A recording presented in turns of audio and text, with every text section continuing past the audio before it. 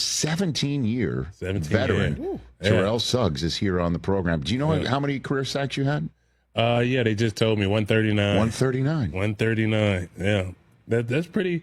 That's a pretty good number. It's a pretty good number. I mean, it's not Bruce Smith's 200 or Reggie White's 198. Julius Pepper's 150.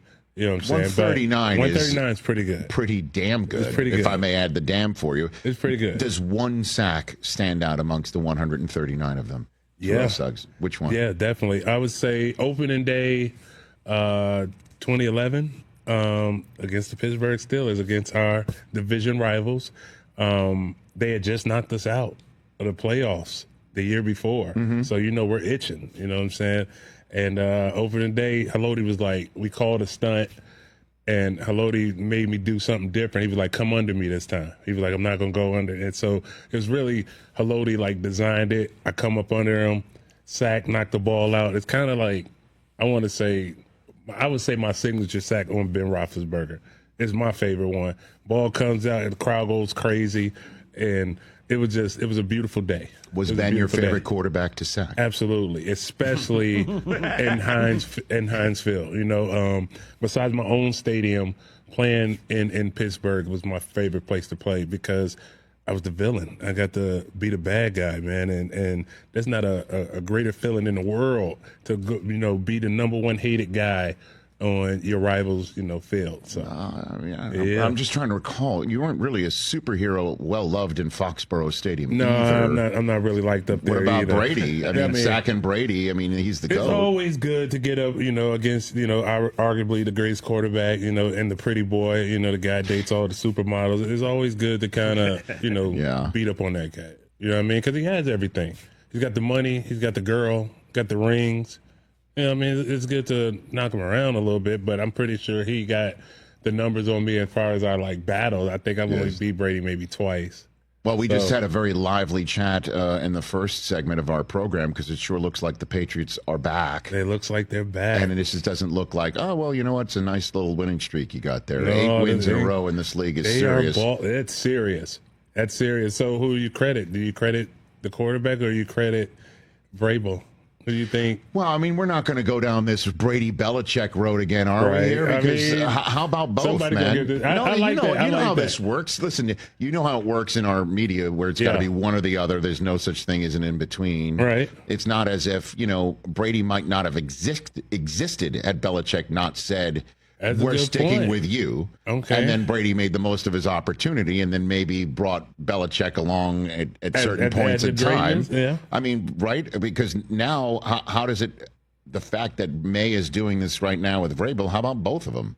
How about that? That's a good argument. Am I allowed to say that in this media world? I would say, remember, it's got to be the players that got to go out there and do it. You know what I'm saying? So I guess you can argue because, Coach kind of brings the atmosphere, the tradition and the tenacity, especially, his reputation there, playing there. So, yeah, you can give it to both of them. Terrell Suggs here on the Rich Eisen Show. Hey, you made it all the way to the end. Thanks for that. Check us out every single day streaming live on Disney Plus and the ESPN app 12 to 3 Eastern. Steelers Nation, sit down, lock in, and get ready. Because today, we are talking about something that this fan base has been begging for all season long.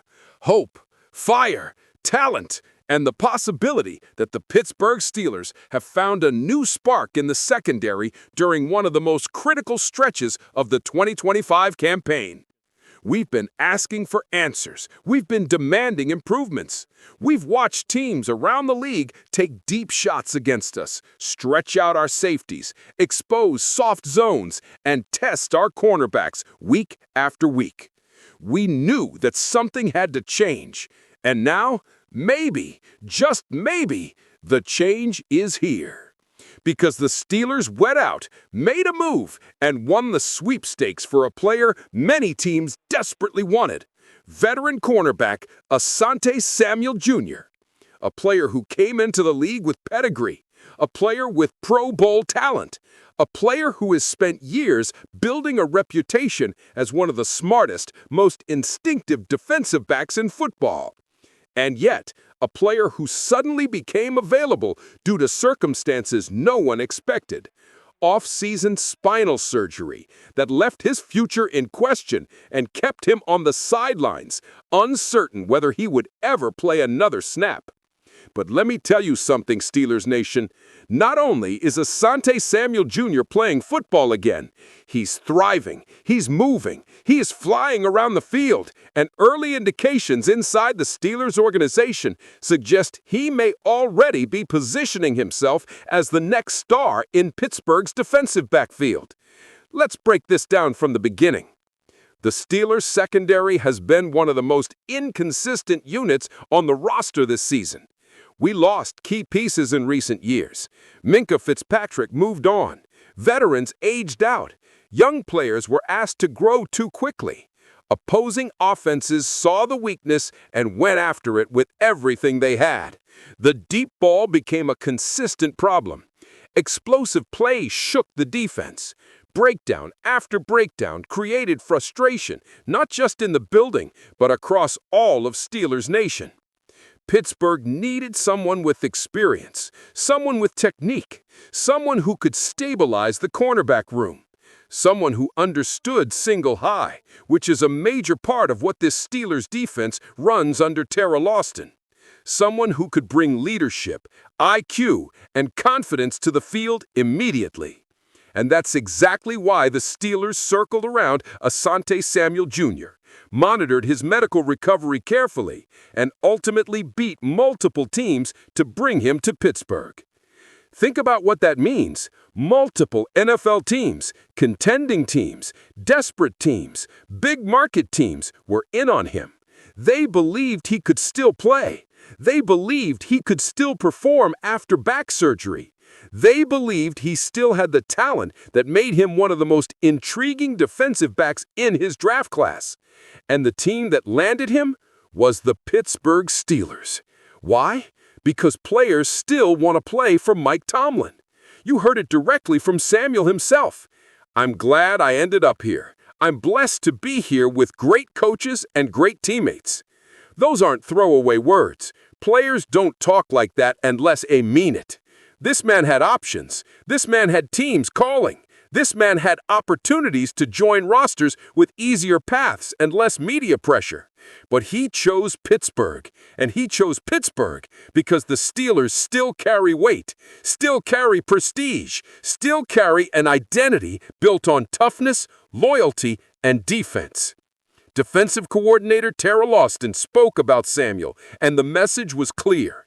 He has all the natural movements that the Steelers look for in a cornerback, and he fits the scheme perfectly. And here's the thing, Austin doesn't hand out compliments for free. If he tells you a player is natural, fast, fluid, and disciplined, then that player is the real thing.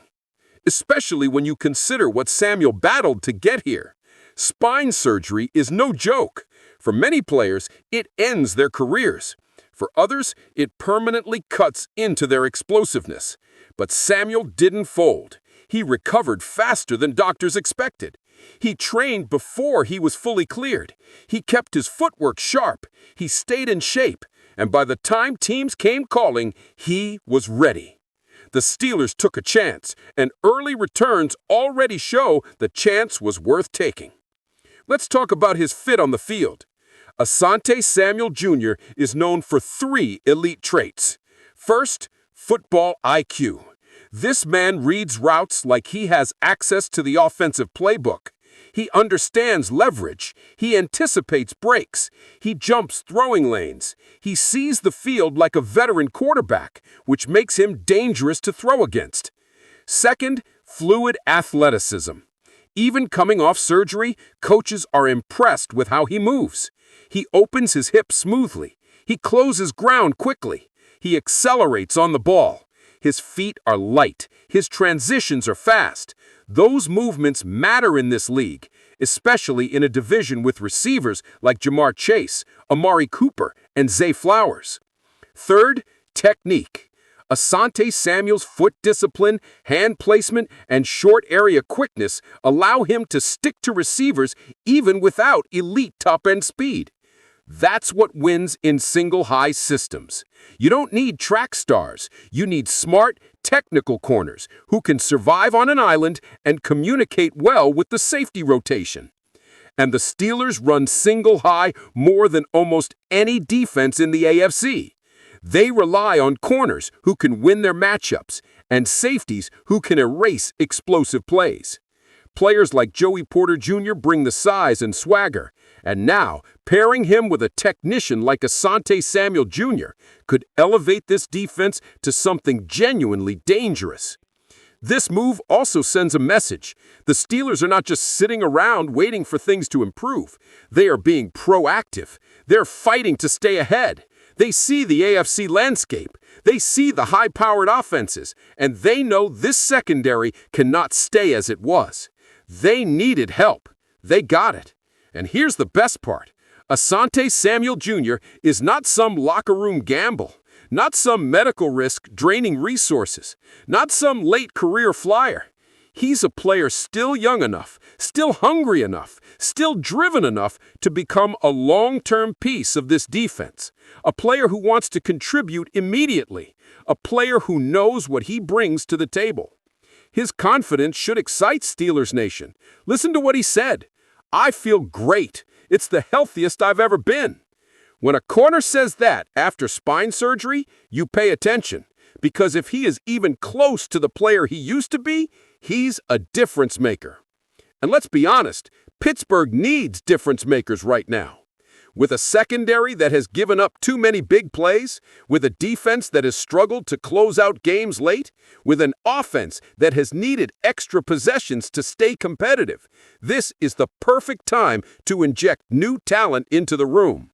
And Samuel is not just new talent. He's veteran experience combined with youthful energy. That's the kind of blend that wins games in December. That's the kind of blend that turns the season around. That's the kind of blend that sets the tone for the final push.